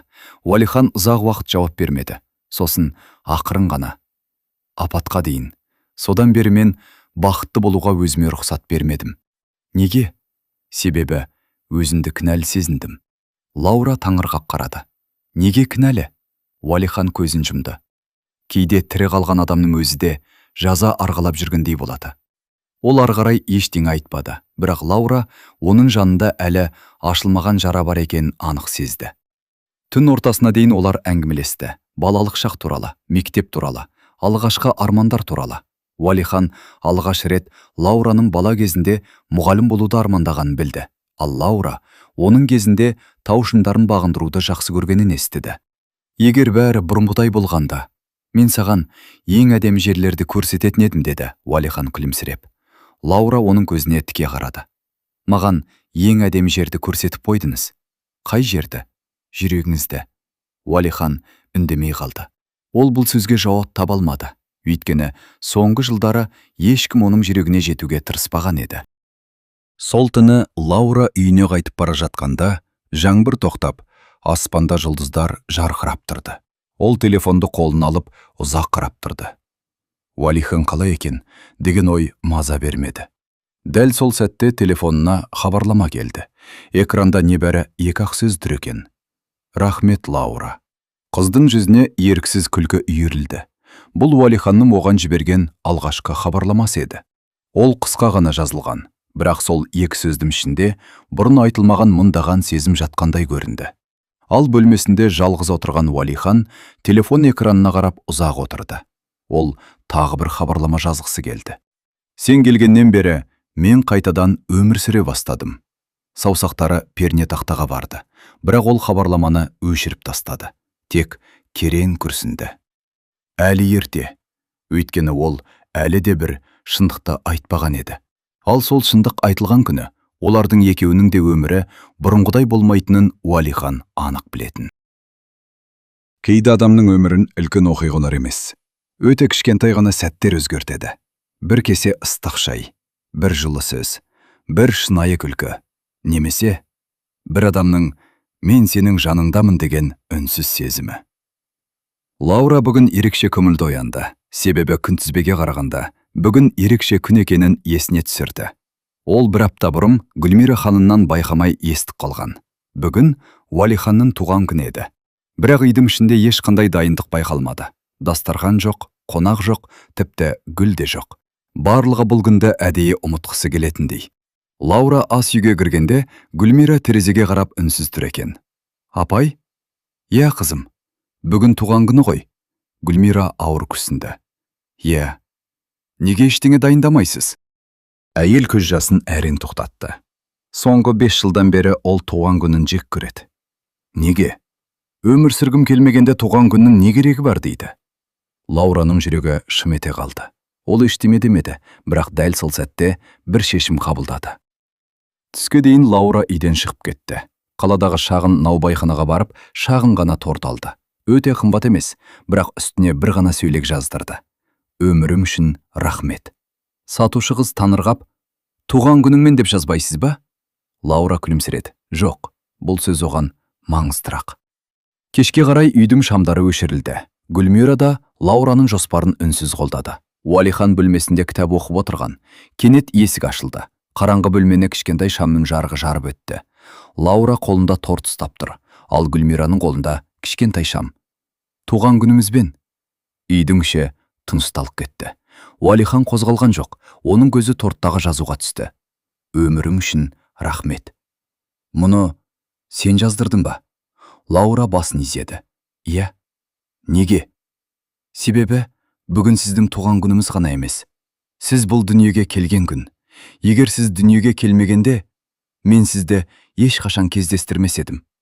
Бұл сөзді естігенде Уалиханның жанары дір етті. Гүлмира үнсіз сыртқа шығып кетті. Ол бұл сәтті бұзықсы келмеді. Бөлмеде тек Лаура мен Уалихан қалды. Мен соңғы 5 жылда туған күнімді тойлаған емеспін, деді Уалихан баяу. Білемін. Қайдан? Анаңыз айтты. Сен қорықпадың ба? Неден? Менің ашуланатынынан. Лаура күлімсіреді. Бұрын қорқатынмын. Ал қазір? Қазір сіздің ашуыңыздың артында қандай жүрек жатқанын білемін. Уалихан үнсіз қалды. Лаура торттың кішкентай бөлігін кесіп, тәрелкеге салды. Татып көріңіз. Қаламаймын. Бір қасық қана. Лаура, бір қасық. Уалихан еріксіз күлді.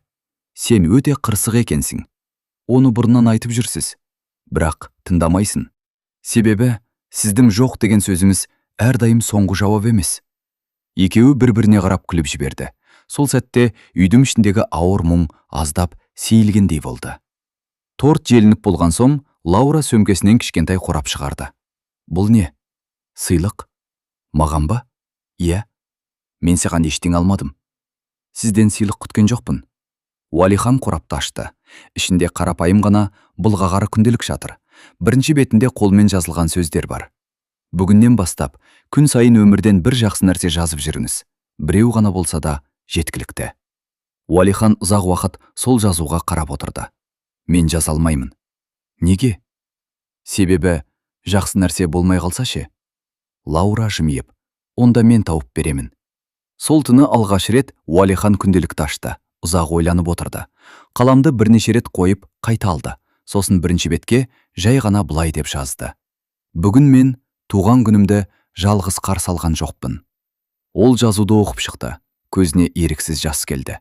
Көп жылдан кейін алғаш рет ол өз туған күнін жек көрмеген еді. Бірақ дәл сол сәтте телефоны шырылдады. Экранда дәрігердің есімі жанып тұрды. Уалихан телефонды үнсіз көтерді. Иә. Арғы жақтағы дауысты тыңдаған сайын, оның жүзі өзгере бастады. Түсіндім. Ертең келемін. Телефонды қойған соң, ол күнделікті ақырын жауып қойды. Бірнеше минут бұрын ғана жүзінде пайда болған күлкі қайта жоғалды. Өйткені ертең ол өзінің тағдырын шешетін әңгімеге бару керек еді. Ал Лаура бұл туралы әлі ештеңе білмейтін. Туған күн кешінен кейін үйдің іші бұрынғыдан да тыныш болып қалғандай еді. Бірақ бұл тыныштық бұрынғыдай ауыр емес болатын. Бұрын бұл үйде үнсіздік өмірдің тоқтағанын білдіретін, ал қазір бұл үнсіздіктің ішінде бір үміт бар еді. Өйткені үйде бір адамның күлкісі пайда болды. Лаураның күлкісі. Таңертең Лаура әдеттегідей ерте келді. Қолында кішкентай қағаз пакет бар. Не келдің? Деді Уалихан. Лаура таңырқап қалды. Себебі бұрын ол ешқашан бірінші болып сұрақ қоймайтын. Сізге кофе? Мен кофе ішпеймін. Ішесіз. Қашаннан бері менің не ішетінді шешетін болдың? Лаура күлімсіреді. Сіз өзіңіз туралы шешім қабылдауды тым ұзақ уақыт бұрын тоқтатқансыз. Уалихан оған қарап қалды. Бұл сөз ауыр еді, бірақ шын еді. Соңғы кездері Лаура оның бойындағы өзгерістерді байқап жүрді. Ол музыка тыңдайтын болды, баққа шығатын болды. Кейде тіпті әзілдесетін, бірақ кей сәттерде оның көзінен бір мұң көрінетін. Сол мұң Лаураға тыныштық бермейтін, бір нәрсе дұрыс емес екенін жүрегі сезетін. Сол күні түстен кейін Уалихан дәрігерге барды. Лаура оның бірге баруын сұраған еді, бірақ ол бас тартты. Бұл жай ғана тексеру. Неге мені алдайсыз? Уалихан үнсіз қалды. Мен сіздің жүзімізден бәрін көремін, бірақ ол тек Лаура. Кейбір жолдарды адам өзі жүру керек. Ал кейбір ауыр жүкті жалғыз көтеруге болмайды. Уалихан оған қарап тұрды. Бір сәтке оның көзінде әлсіздік байқалды, бірақ ол қайтадан жасарды. Мен тез қайтамын. Ауруханадағы таныс дәліз, ақ қабырғалар, тыныш бөлмелер. Бұл жер Уалиханға соңғы жылдардағы ең ауыр сәттерін еске салатын. Дәрігер үстел үстіне құжаттарды қойды. Уалихан: «Иә, сіз әлі де сол шешімде тұрсыз ба?» Бөлме іші үнсіз қалды. Уалихан терезеге қарады. Сыртта адамдар жүр. Біреу күліп келеді, біреу телефонмен сөйлесіп жатыр. Өмір жалғасып жатыр. Ал оның ішінде уақыт тоқтап қалғандай. «Иә». Дәрігер ауыр күрсінді. «Соңғы кездері сізде өзгеріс бар». «Білемін». «Онда неге?» Уалихан көзін төмен түсірді. «Себебі мен бақытты бола бастаған сайын, онымен қоштасу қиындай түседі». Дәрігер үнсіз қалды. «Ол қыз туралы айтып тұрсыз ба?» Уалихан жауап бермеді, бірақ үнсіздігі бәрін айтты. «Лаура сіздің өміріңізге өзгеріс әкелді». «Иә». «Мүмкін сол өзгеріс сіздің шешіміңізді өзгертер?» Уалихан ақырын күлді, бірақ оның күлкісінде қуаныш жоқ еді. «Ол маған өмірдің қандай әдемі екенін көрсетті». Сол ішінде ол сөзін аяқтай алмады, көзіне жас толды. Сол ішінде оны өзіммен бірге осы ауыр өмірге байлағым келмейді. Кешке Уалихан үйге қайтқанда, Лаура оны күтіп отыр екен. «Қалай өтті?» «Жақсы». «Неге көзіміз мұңды?» «Шаршадым». Лаура оның жанына келді. «Уалихан». «Иә, мен сіздің бір нәрсені жасырып жүргенімізді білемін». Ол үнсіз қалды. «Бірақ мен сізді қинағым келмейді». «Лаура, тек бір нәрсені біліңіз. Мен сіздің өміріңізге кездейсоқ келген адам болғым келмейді. Мен сізге қиын кезде ғана емес, жақсы күндеріңізде де қасымызда болғым келеді». Бұл сөздер Уалиханға ауыр тиді, өйткені ол дәл осыдан қорқатын. Лаура оған шын жүрегімен жақындап келе жатты, ал ол кетуге дайындалып жүреді. Сол түні Уалихан бөлмесінде жалғыз отырды. Үстел үстінде күнделік жатыр. Ол оны ашты. Бірінші бетте: «Бүгін мен туған күнімді жалғыз қарсы алған жоқпын». Екінші бетте: «Лаура күлген кезде үйдің іші жарық болып кетеді». Үшінші бетте: «Мен қайтадан өмір сүргім келетінін сездім». Ол қаламын қолына алды, ұзақ отырды, сосын жазды. Бірақ кейбір шешімдер адамнан бұрын қабылданып қояды. Қалам қолынан түсіп кетті. Оның көзінен жас ақты. «Кешір мені, Лаура. Сен мені қайта тірілткендей болдым. Бірақ мен сенің өміріңді өз қайғыммен қараңғылатқым келмейді». Ал дәл сол уақытта Лаура үйінде ұйықтай алмай жатты. Ол бір нәрсені сезді.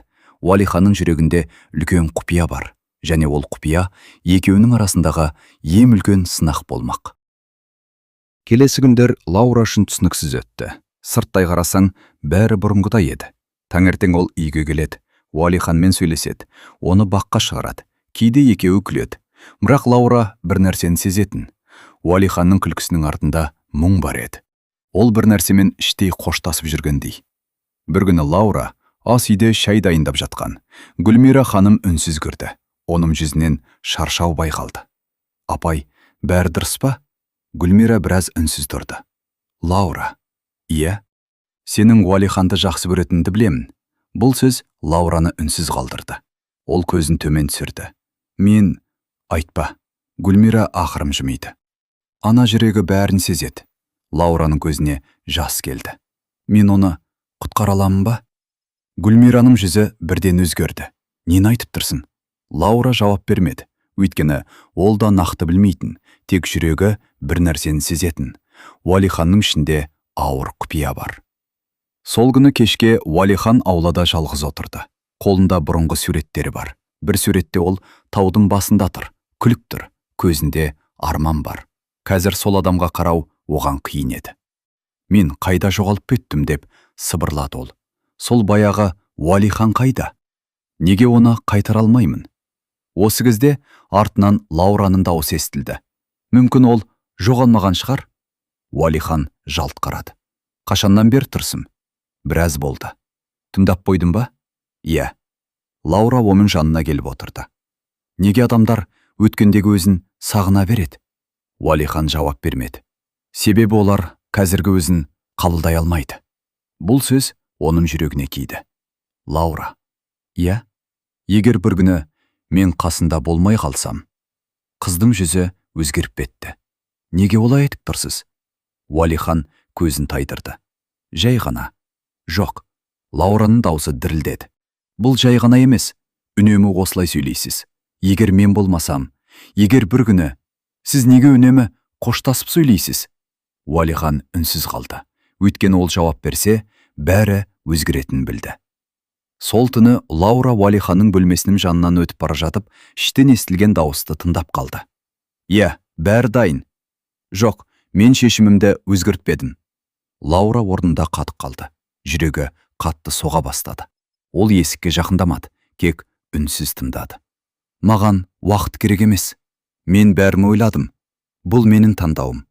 Осы сөздерден кейін Лаураның көзіне жас толды. Ол бір қадам артқа шегінді. Сол сәтте еден сықырлап кетті. Ішіндегі дауыс бірден тоқтады. Лаура. Қыз тез кетіп қалды. Бөлмесіне кірген соң ол есікті жауып алды. Көзінен жас ағып кетті. Ол нақты не естігенін түсінбеді, бірақ бір нәрсені білді. Уалихан оған айтпаған үлкен шешім қабылдаған, және ол шешім оның өмірін өзгертуі мүмкін. Ертеңіне Лаура ештеңе болмағандай жүрді. Ол күлімсіреді, шайын берді, әңгімелесті. Бірақ ішіндегі ауырлық кетпеді. Уалихан оның жүзіндегі өзгерісті байқап қалды. Не болды? Ештеңе. Сен де мен сияқты өтірік айтуды үйреніп алдың ба? Лаура оған қарады. Бұл сөз екеуінің арасында бұрын болған әңгімені еске салды. Мүмкін, бірақ кейде адам шындықты естуге дайын болғанша күтуі керек. Уалихан оның сөзінен бір нәрсені сезді. Ол күмәнданды. Сол кеште Лаура өзіне бір шешім қабылдады. Ол Уалиханды қыспайды, ұрыспайды, жылап жалынбайды. Тек оның жанында болады. Бірақ егер оның жүрегінде өмірге деген кішкентай ғана үміт қалса, сол үміт үшін соңына дейін күреседі. Ал Уалихан болса, ол алғаш рет өз шешіміне күмәндана бастады. Өйткені бұрын ол тек өз ауырсынуын ойлайтын, ал қазір ол Лаураның көзіндегі жасты ойлайтын болды. Лаура бірнеше күн бойы өзін ештеңе білмегендей ұстады. Ол күлімсіреді. Уалиханмен сөйлесті. Бұрынғыдай қасында болды. Бірақ ішінде бір сұрақ маза бермеді. Ол қандай шешім қабылдады? Бір күні Уалихан сыртқа шыққанда, Лаура оның бөлмесін жинап жатқан. Ол әдейі ештеңе іздеген жоқ. Тек үстел үстіндегі кітапты орнына қоймақ болды. Сол кезде кітаптың арасынан бір қағаз түсіп кетті. Лаура еңкейіп алды. Алғашында оқығысы келмеді, бірақ көздері бір сөзге түсіп қалды. Соңғы шешім. Қолдары дірілдеп кетті. Ол қағазды ашты. Бірнеше секундтан кейін оның жүзіндегі түс қашты. Бұл Уалиханның ешкімге айтпаған құпиясы еді. Ол көптен бері бір шешімге дайындалып жүрген, өмірінен бас тартуға. Лаура? Уалиханның дауысы естілді. Қыз тез бұрылды. Ол қағазды қолында ұстап тұр еді. Уалихан бәрін түсінді. Бір сәтте оның жүзіндегі қорқыныш көрінді. Сен оны оқыдың ба? Лаураның көзінен жас ақты. Неге? Тек осы бір сөз шықты. Неге маған айтпадыңыз? Уалихан үндемеді. Мен сізге мүлдем бөтенмін бе? Жоқ. Онда неге жалғыз көтеріп жүрсіз? Уалихан көзін төмен түсірді. Себебі сенің мен үшін қиналғанымды қаламадым. Лаураның дауысы дірілдеді. Ал мен сіздің жалғыз кеткеніңізді қалауым керек пе? Бөлмеде ауыр үнсіздік орнады. Уалихан алғаш рет өз шешімін біреуге түсіндіруге мәжбүр болды. Лаура, мен шаршадым. Күн сайын күресуден шаршадым. Өзімді бұрынғыдай сезінуге тырысудан шаршадым. Лаура көз жасын сүртті. Ал мен сіздің қайтадан күле бастағаныңызды көрдім. Сіз өзгердіңіз. Сіз өзімізде оны сездіңіз. Уалихан үнсіз қалды. Өйткені ол мұны жоққа шығара алмады. Мені құтқаруға тырыспа, Лаура. Бұл сөз қыздың жүрегін ауыртты. Мен сізді құтқарушы болу үшін келген жоқпын. Мен сізге бір нәрсені түсіндіру үшін келдім. Нені? Сіздің өміріңіз тек сізге тиесілі емес. Сізді жақсы көретін адамдар бар. Сіз кетсеңіз, олардың жүрегінде өмір бойы бос орын қалады. Уалихан терезеге қарады. Оның көзінде күрес бар еді. Бір жағында жылдар бойғы ауыртпалық, екінші жағында Лаура. Оның күлкісі, оның сенімі, оның оған берген үміті. Сол күні кешке Лаура үйден кетпеді. Ол ештеңе талап етпеді. Жалынбады. Кек үнсіз оның жанында отырды. Ал Уалихан алғаш рет өз шешіміне емес, Лаураның көзіндегі жасқа қарады. Сол сәтте оның ішінде кішкентай ғана күмән пайда болды. Мүмкін, мен әлі де күресе аламын ба? Бірақ бұл сұраққа жауап табу оңай емес еді. Өйткені жүрегі алғаш рет өмірді қалап тұрса да, өткен өмірі оны жібермей ұстап тұрған.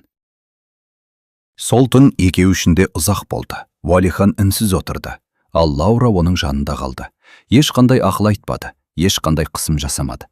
Тек қасында болды. Кейде адамға дәл сол ғана керек. Лаура. Иә? Неге кетпедің?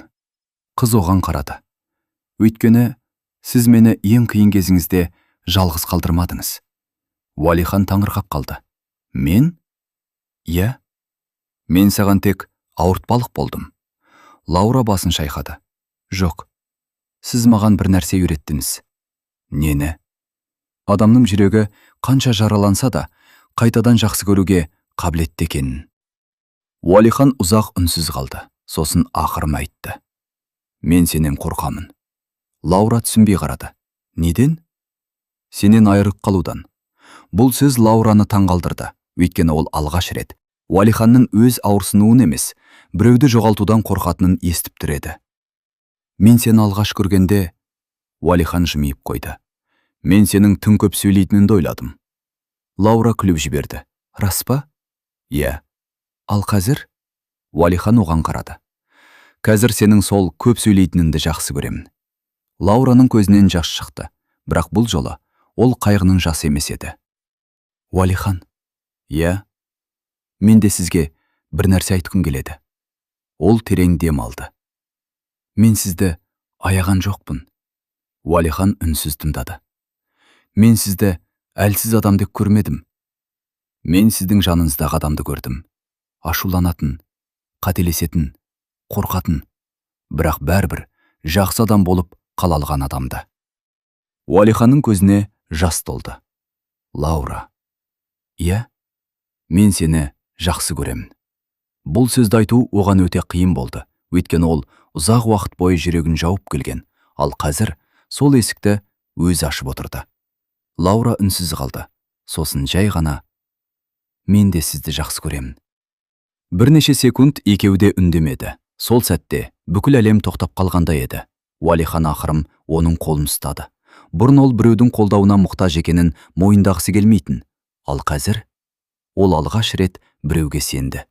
Лаура оған жақындады, ал Уалихан оның маңдайынан ақырын сүйді. Сосын екеуі бір-біріне қарап күлімсіреді. Олардың алғашқы сүйісуі асығыс емес еді. Ол қорқыныштан емес, жалғыздықтан емес, шынайы сезімнен туған еді. Сол түні Уалихан бөлмесіне кіріп, күнделігін ашты. Ұзақ ойланып отырды. Сосын жана бетке жазды. Бүгін мен бір нәрсені түсіндім. Өмірдің мағынасы ауырсынудың жоқтығында емес. Өмірдің мағынасы сол ауырсынуға қарамастан біреуді жақсы көре алуында. Ол қаламын қойды. Алғаш рет ертеңгі күннен қорықпады. Бірақ өмір оларды әлі де сынайтын еді. Өйткені махаббатты табу ең соңғы сынақ емес. Кейде ең қиын нәрсе сол махаббат үшін күресу. Уалиханның жасырған құпиясы. Оның эвтаназия жасау туралы шешімі. Эвтаназия адамның ауыр, жазылмайтын ауру немесе төзгісіз жағдай кезінде өз өмірін дәрігер көмегімен тоқтатуға рұқсат беруі туралы шешім. Бұл өте күрделі әрі ауыр тақырып. Кейбір адамдар мұндай шешімді ұзақ уақыт бойы ойлап, үлкен ішкі азаппен қабылдайды. Ал жақындары үшін бұл одан да ауыр сынақ болады. Уалихан бұл шешімге бір күнде келген жоқ. Ол бірнеше жыл бойы өзінің жаңа өміріне, шектеулеріне, бұрынғы қалпына келе алмауына көнуге тырысты. Оның анасы Гүлмира бұл туралы бұрыннан білетін. Ол талай рет баласын бұл ойдан қайтаруға тырысты, жылады, жалынды. Бірақ Уалихан шешімнен қайтпады. Ал Лаура оның өміріне келгеннен кейін ғана бәрі өзгере бастады. Себебі алғаш рет Уалихан өз өмірінің тек ауыртпалық емес екенін сезіне бастады. Ол қайтадан күлді, қайтадан жақсы көрді. Енді оның алдында ең үлкен сұрақ тұрды. Ол бұрынғы шешімінде қала ма, әлде Лаура сыйлаған жаңа үміт үшін күресе ме? Лаура мен Уалиханның арасындағы әңгімеден кейін қыздың жүрегі бір жағынан жеңілдегендей болды. Өйткені ол енді Уалиханның оған деген сезімін білді. Бірақ екінші жағынан оның жүрегінде үлкен ауырлық қалды. Себебі ол Уалиханның шешімі әлі өзгермегенін білетін. Келесі күні Лаура Гүлмира ханыммен сөйлесуге шешім қабылдады. Ол ас үйде шай дайындап отыр еді.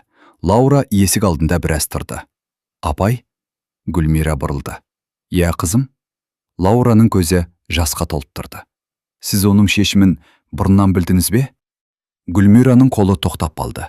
Бірнеше секунд үнсіздік орнады. Сосын ол ақырын ғана басын изеді. Я.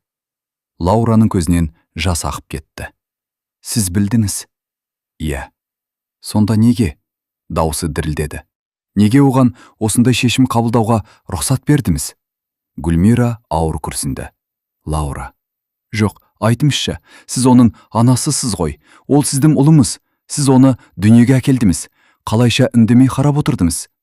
Лаураның даусы жылауға айналды. Ол өмір сүргісі келмейді.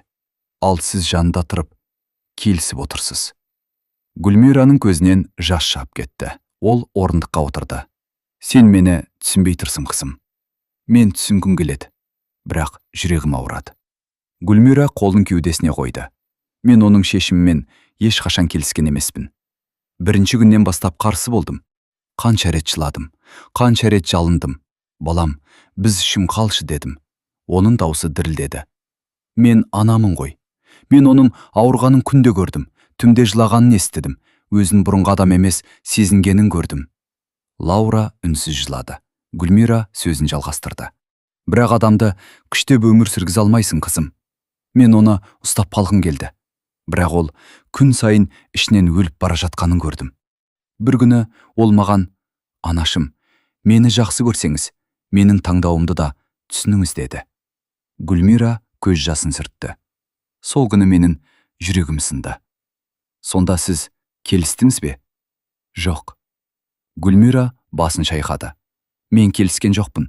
Мен тек оның соңғы уақытын ұрыспен өткізгім келмеді.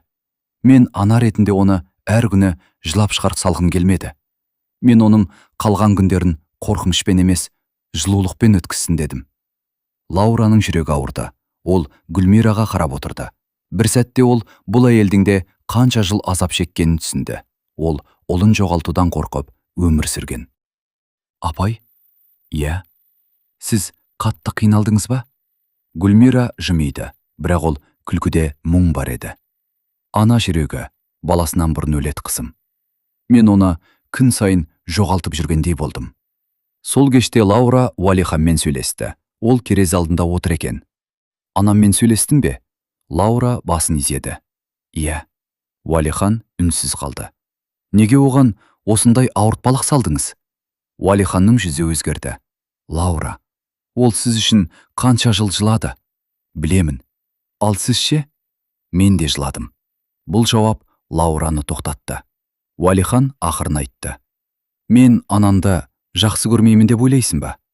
Жоқ. Мен оны ең қатты жақсы көретін адамдарының бірі. Бірақ мен оның күн сайын мен үшін азап шеккенін қаламадым. Лаураның көзіне жас толды. Ал мен ше? Уалихан оған қарады. Не? Мен де сіз үшін жылаймын ғой. Бұл сөзден кейін Уалихан үнсіз қалды. Өйткені ол алғаш рет өз шешімнің кек өзіне емес, басқа адамдарға да әсер ететінін толық сезінді. Лаура ақырын оның қолын ұстады. Мен сізден ештеңе талап етпеймін. Тек бір нәрсе сұраймын. Не? Қалған уақытта қорқынышпен емес, махаббатпен өткізейік. Уалихан оның көзіне қарады. Алғаш рет оның жүрегінде үлкен сұрақ пайда болды. Мен шынымен кетуге дайынмын ба? Сол күннен кейін Уалихан мен Лаураның арасында бұрынғыдай жасырын қабырға қалған жоқ. Бірақ бәрі де оңай болып кеткен жоқ. Кейбір жаралар бір ғана әңгімемен жазылмайды. Кейбір қорқыныштар жылдар бойы адамның ішінде өмір сүреді. Уалиханның да жүрегінде сондай қорқыныш бар еді. Ол өмірден емес. Ол қайтадан үміттенуден қорқатын. Өйткені үміттенген адам ғана қайта жоғалтудан қорқады. Бір күні таңертең Лаура Уалиханның бөлмесіне кірді. Ол перезе алдында отыр екен, қолында баяғы күнделік. Не жазып отырсыз? Уалихан күнделікті жауып қойды. Ештеңе.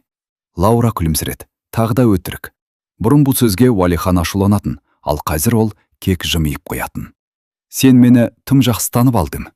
Иә, бұл қауіпті. Неге? Уалихан оған қарады. Себебі мен жасыра алмайтын болдым. Лаура ақырын отырды. Мүмкін жасыратын нәрсеңіз азаю керек шығар. Ұзақ үнсіздіктен кейін Уалихан ақырын сөйледі. Білесің бе, мен бұрын өзімді тірі адам сияқты сезінбейтінмін. Лаура үнсіз тыңдады. Айналамдағы адамдар мені аяйтын.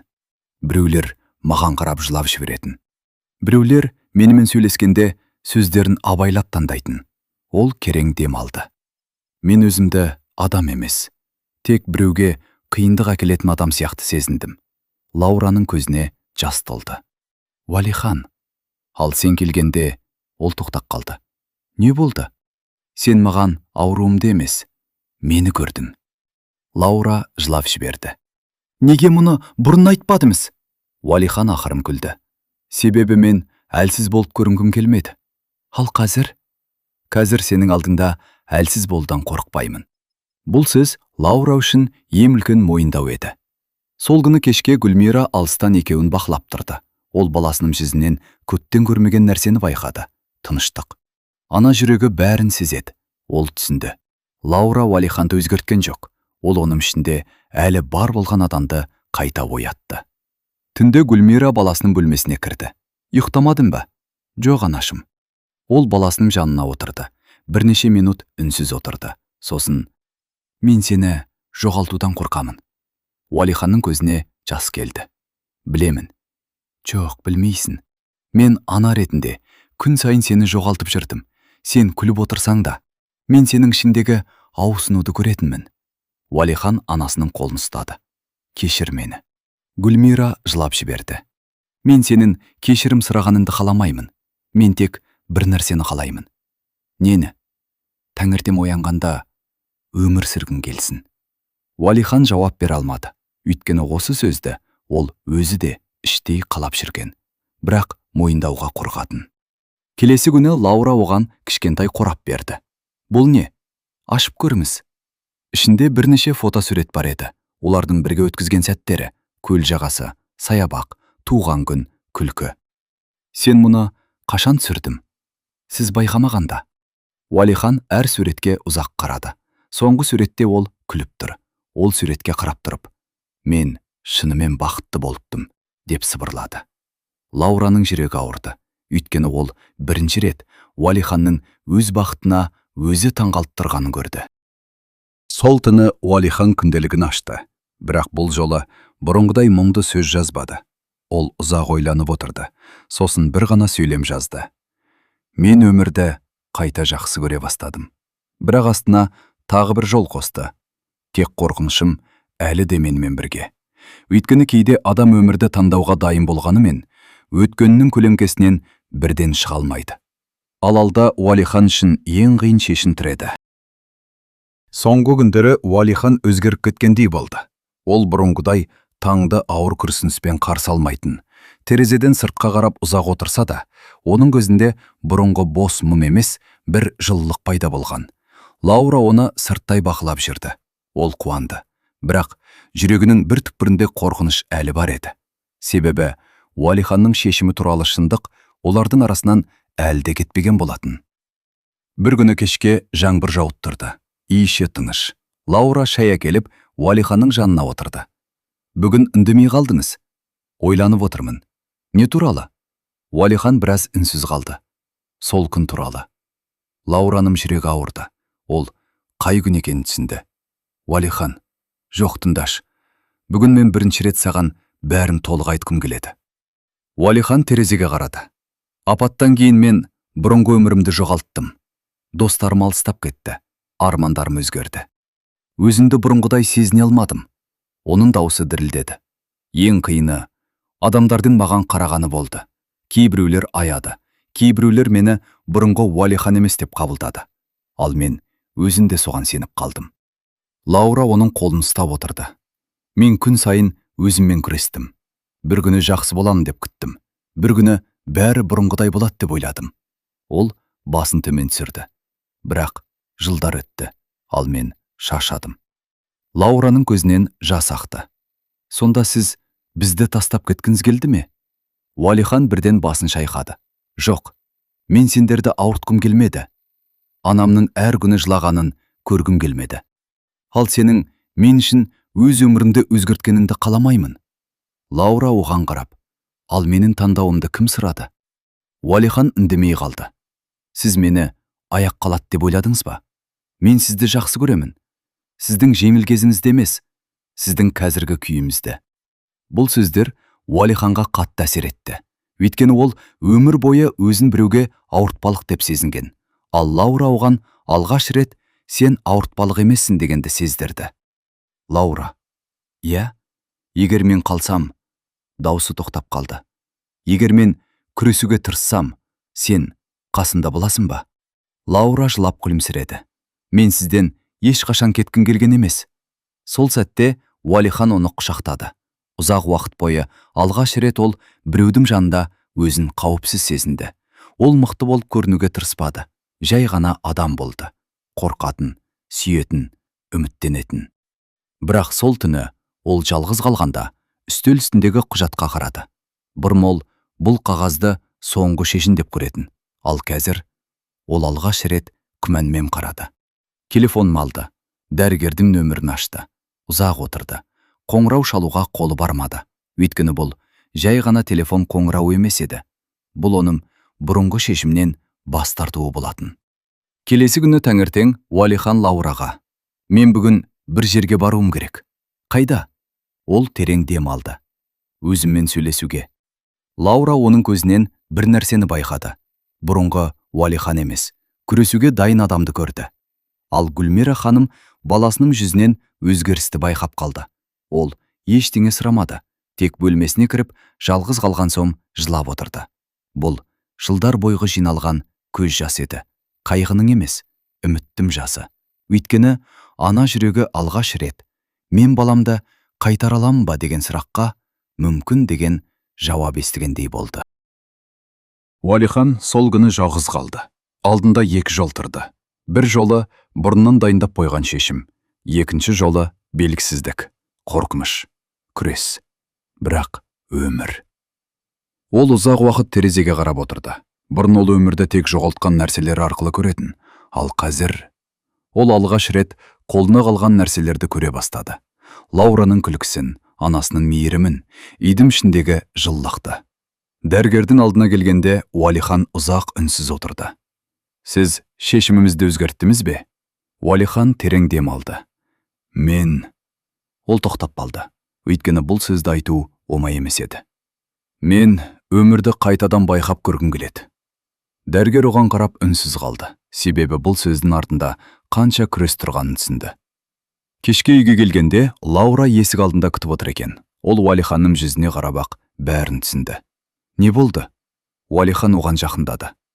Мен бүгін бір шешім қабылдадым. Лаураның жүрегі қатты соқты. Қандай шешім? Уалихан оның қолын ұстады. Мен тағы да күресіп көремін. Лаураның көзінен жас ағып кетті. Бірақ бұл жолы ол қайғының жасы емес еді. Бұл үміттің жасы еді. Гүлмира ханым баласының сөзін естігенде жылап жіберді. Ол ұлын құшақтады. Мен сенен ешқашан мінсіз болды сұраған жоқтым, балам. Маған тек сенің бар болғаның керек. Уалихан анасының құшағында бала сияқты жылады. Өйткені кейде адамға бүкіл әлемнің емес, бір адамның сен маған керексің деген сөзі жеткілікті болады. Ал Лаура сол түні күнделікті ашты. Ол бірінші бетке жаңа сөз жазды. Кейде махаббат адамды құтқармайды, бірақ махаббат адамға қайтадан өмір үшін күресуге күш береді. Уақыт өте бастады. Оңай болған жоқ. Кей күндері Уалихан қайтадан шаршады. Кей күндері оның көңілі түсті. Бірақ енді ол жалғыз емес еді. Ең бастысы, ол енді өзі ішінде өмір сүруге тырысты. Ал Лаура оның жанында қалды. Себебі ол Уалиханды өзгерту үшін емес, оның өз таңдауын жасауына мүмкіндік беру үшін келген еді. Бірнеше ай өткен соң, Уалихан бұрынғыдай еркін жүре алмаса да, бір нәрсе өзгерді. Оның көзінде өмір пайда болды. Бір күні ол Лаураға қарап: «Сен мені құтқардың деп ойлайсың ба?» Лаура жымиды: «Жоқ». «Онда мен тек сізге өзімізді қайта көруге көмектестім». Уалихан күлімсіреді. Себебі ол ақиқатты түсінді. Адамды кейде біреу құтқармайды. Адамға тек қайта өмір сүруге себеп керек. Ал оның себебі Лаура еді. Құрметті тыңдарман, осы әсерлі оқиғаны соңына дейін тыңдағаныңыз үшін сізге шын жүректен алғысымызды білдіреміз. Егер бұл әңгіме жүрегіңізге жетіп, бір сәт болса да ой салса, біз үшін бұл үлкен қуаныш. Өмірде қандай қиындық кездессе де, үміт үзілмесін. Әр адамның жүрегінде қайта жанатын сәуле, қайта күлімдеуге себеп болатын үміт әрқашан табылады. Егер бұл әңгіме сізге ұнаса, арнаға жазылып, бейнеге лайк басып, пікір қалдыруды ұмытпаңыз. Сіздің қолдауыңыз бізге жаңа әрі әсерлі оқиғалар дайындауға үлкен шабыт береді. Келесі кездескенше аман сау болыңыздар. Автордан сіздерге шын жүректен алғыс.